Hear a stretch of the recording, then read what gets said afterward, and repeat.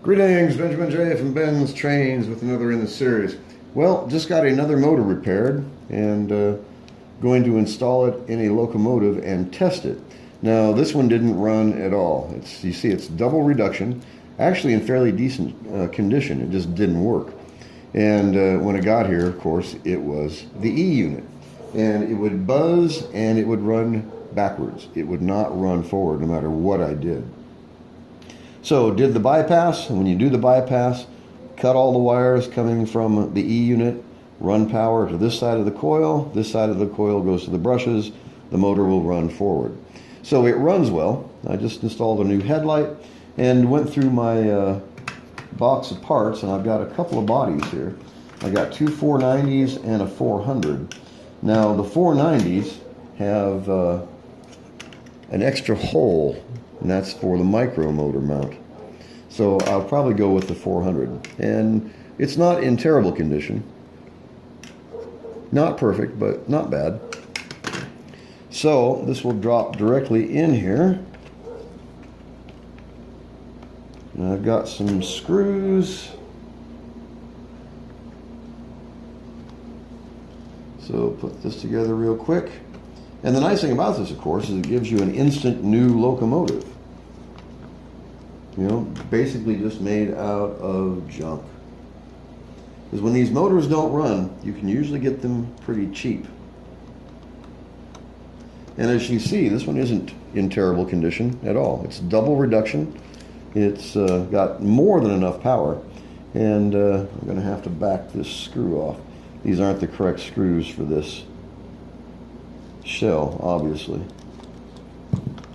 All right, so that's good enough. Let's put this on the rail, take it around, and see how it runs. So always fun to put something together out of a bunch of parts or junk or get something repaired. Let's put this on the rail. All right, we're on rail 3, turn on the power. All right, let's see how we do.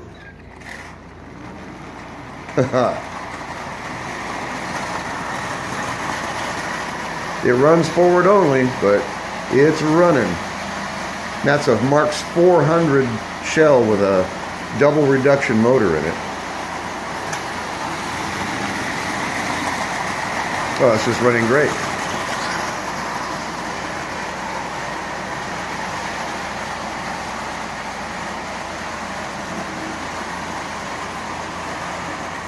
So you can't beat that. Just basically made out of junk. And like I said, this motor was dead, and it's in really decent shape. It has the blackened side rods, so it's fairly late. This is probably from the 60s, something like that. Double reduction motor, same motor that's in the 666, which I think this is probably out of. When I got it, it didn't have the front crossbar on it, so I have no idea what it was really from. And then I just installed a front crossbar and just dropped it into this 400 shell. And I can clean this up, and you can oil this plastic. It works just as well on plastic. Really rejuvenates it. And this is going to be a great addition to the collection. So a new Marx 400 made out of junk. Wow, that runs so smoothly. I don't know if you can tell in the video, but it really does. And all I had to do was the bypass. There was really nothing wrong with the motor itself. It just wouldn't run forward. It would buzz or it would run backwards. And that's it. No matter what I did. I tried contact cleaner WD-40, and short of actually taking that E unit out of there and replacing it, the only alternative you have is to bypass it. And of course now I have the option of adding that switch as well. So I could put a micro toggle switch inside the cab and just switch between forward, reverse, or neutral. Anyway, just wanted to do a quick video on putting this together. Only took a few minutes to repair it, and that bypass, it works on every single Marx motor, regardless of what motor it is. If it doesn't run, guarantee you, it's the E unit.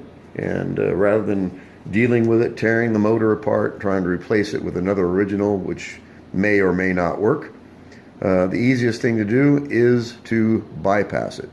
It gives you a tremendous increase in power because you're no longer going through those little contacts in the E unit itself. You're supplying power directly to the motor from the track. And they just run 1,000% better, a lot more power. And as you can see, this runs absolutely flawlessly.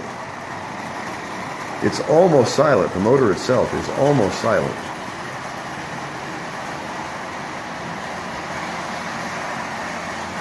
And that's 30% power.